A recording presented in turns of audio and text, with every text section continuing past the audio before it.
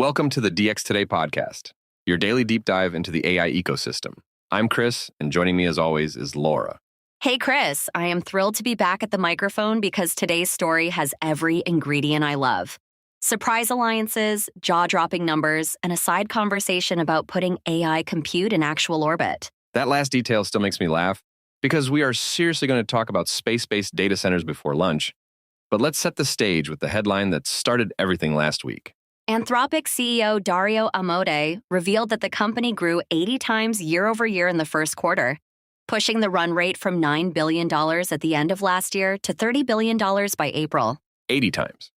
Not 80%, not 8 times, but a full 80x growth in a single quarter, which is the kind of number that makes seasoned finance people quietly check their spreadsheets twice before believing it. And to give that some shape, the revenue trajectory looks like a staircase someone took a rocket to. $87 million in January 2024, $1 billion by December, $9 billion at the end of last year, and $30 billion in April. That progression is wild because most enterprise software companies measure success in years to double. And Anthropic is more than tripling inside of a single quarter while still arguing with their own infrastructure about whether servers can keep up. Amodei himself used the word crazy on the earnings call, and he admitted they had planned for 10x growth, not 80x, which is a polite executive way of saying the engineering team has been working some long nights. And the engine behind most of that growth has a familiar name, Claude Code, the agentic coding product that hit $1 billion in annualized revenue within 6 months of launch, which is one of the fastest software ramps ever recorded. It is genuinely difficult to overstate how unusual that is, because we are talking about a developer tool, not a consumer chatbot, scaling at the speed normally reserved for viral social apps with much lower price points and zero infrastructure cost. But here's where the story takes a turn that nobody on any analyst call was predicting, because alongside that growth came a compute partnership announcement that sounded at first like a press release prank. Anthropic signed a deal with SpaceX, yes, Elon Musk's SpaceX, to take the entire compute capacity at Colossus One in Memphis, which is the data center that powers XAI's Grok and houses about 220,000 NVIDIA GPUs. For listeners keeping score, that is a frontier AI lab renting compute from a competitor's data center, brokered through the Rocket Company owned by the man who is currently suing OpenAI, which is one of Anthropic's biggest rivals. The numbers behind the deal are equally striking. 300 megawatts of immediate compute capacity, plus an expressed interest in working with SpaceX to develop multi-gigawatt scale compute capacity. And here's the kicker, in actual orbit. Let's pause on that orbital detail for a second, because it sounds like science fiction, but the logic is real, and we should walk listeners through why two serious companies are even putting that idea in writing. Data centers on Earth are constrained by power, water, cooling, land, and increasingly by local communities pushing back. So the theory is that space gives you near unlimited solar energy, passive cooling through radiation, and no zoning board meetings. The physics are not crazy on paper, but the engineering is brutal, because launching hardware that heavy, keeping it cooled in vacuum, and maintaining low latency links back to Earth users are all genuinely hard problems with unsolved trade-offs. Right.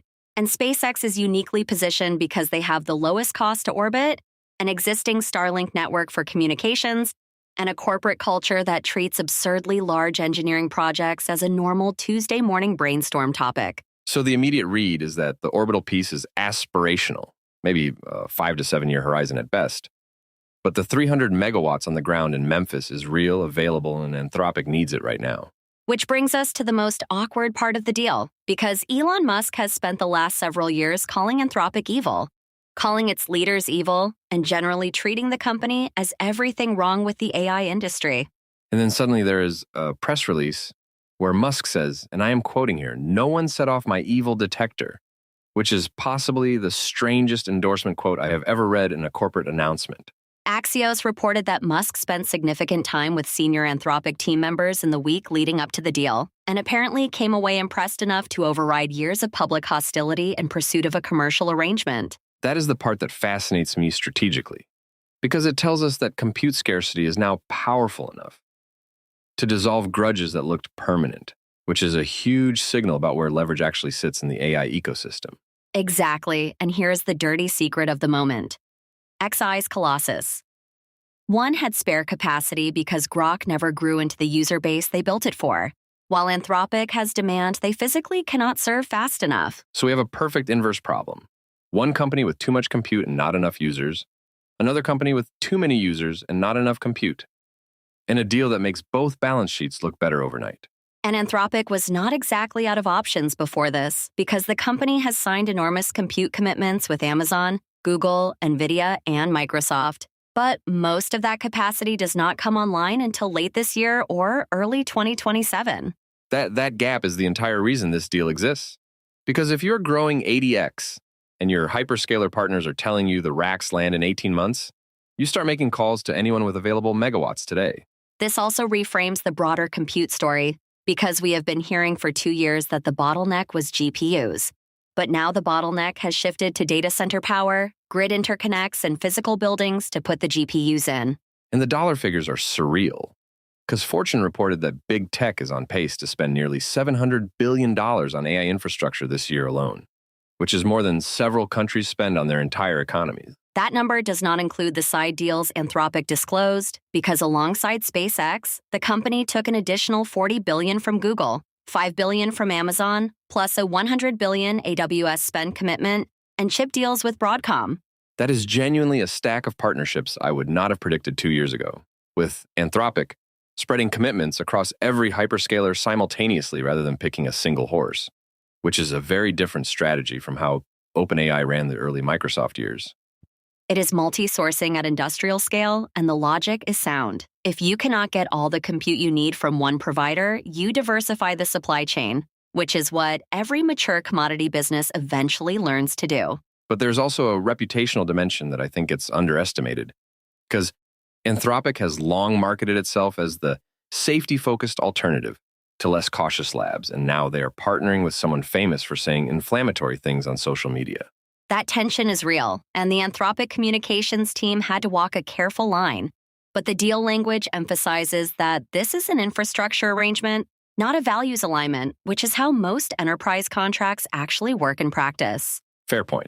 And Simon Willison wrote a thoughtful piece on this exact tension, noting that you can rent compute from someone without endorsing their public behavior, the same way you can fly an airline without endorsing the founder's politics. There is also a competitive intelligence angle that I cannot stop thinking about, because Anthropic engineers will now be operating workloads inside infrastructure that was originally designed to run a competitor's frontier model, which raises a lot of subtle questions. Right, like who sees the utilization patterns? Who controls the cooling and power configurations? What happens to the data flowing through the network fabric? And what kind of contractual firewalls actually hold up under sustained commercial pressure between rivals? SpaceX is the contracting entity, not XAI directly, which gives both companies some plausible separation. But in practice, XAI and SpaceX share executives, share boards, share Musk himself, and probably share more operational knowledge than the legal documents acknowledge. That is the kind of detail that will absolutely become a story 6 months from now.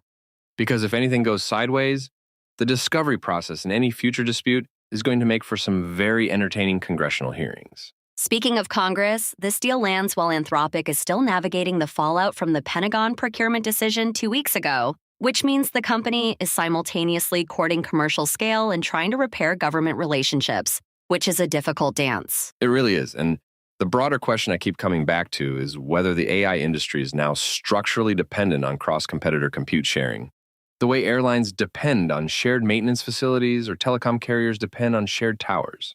That is a great analogy because in mature industries, infrastructure sharing is normal and even encouraged for efficiency. But AI is not mature yet, and the compute providers are also the model providers, which creates a vertically integrated tangle of conflicts. And it raises the question of whether someone eventually builds a pure play AI infrastructure company that has no model of its own, no agenda, just sells megawatts and GPU hours to whoever shows up with a credit card. Irene is moving in that direction with the recent NVIDIA partnership we covered, and CoreWeave has been on that trajectory for a while. But neither has the scale or political independence to absorb a frontier lab's growth curve on their own. Which leaves us with a structural reality where Anthropic, OpenAI, Google, DeepMind, and increasingly Mistral and others are all competing for compute that is partially controlled by people they are also competing against, which is a recipe for permanent strategic friction. And that is before we even talk about national security implications, because 300 megawatts of compute in Memphis is also a strategic asset that any future administration might want to say in, especially given recent moves around export controls and procurement. All of which makes me think the SpaceX Anthropic deal is going to be remembered not just for the money or the orbital footnote, but as the moment the industry openly admitted that compute scarcity is now more powerful than competitive enmity. A really good summary, and the orbital piece deserves one final note, because if even 10% of what Amodei and Musk discussed about space-based compute becomes real, we are looking at an entirely new asset class within the decade. Imagine the regulatory conversations about jurisdiction over orbital data, the insurance markets that would emerge around launching billion-dollar racks of GPUs, and the geopolitical jockeying over which countries get to anchor the ground stations that talk to those satellites and bill the customers underneath them. It is genuinely the kind of story that will spawn 1,000 sub-stories over the next several years. From energy economics, to space law, to whether your AI inference latency varies based on whether a satellite is currently over your time zone or has just handed off to the next one. For listeners trying to figure out what to actually do with this information, I think the practical takeaway is that compute access, not model quality, is going to determine which AI providers can scale through the rest of this year. Agreed, and if you're evaluating AI vendors right now, the question is not just whose model is best on a benchmark, but whose compute partnerships look durable enough to handle 10x growth without throttling your applications when you need them most. That is a really practical lens, and it changes how procurement teams should be writing their AI vendor agreements. Because uptime guarantees and capacity reservations are about to matter as much as accuracy benchmarks and feature checklists. One last thought from me. Watch what happens at Google I/O next week, because if Google announces something that looks like a major compute commitment alongside Gemini 4, it will be a direct response to the optics and the strategic posture of this Anthropic-SpaceX deal. That is a great thread to leave dangling, and we will absolutely cover the Google announcements when they land later this month. But for now, the Anthropic-SpaceX story stands as one of the most interesting compute deals in the short but rapidly accelerating history of the AI industry. That's all for today's episode of the DX Today podcast. Thanks for listening, and we'll see you next time.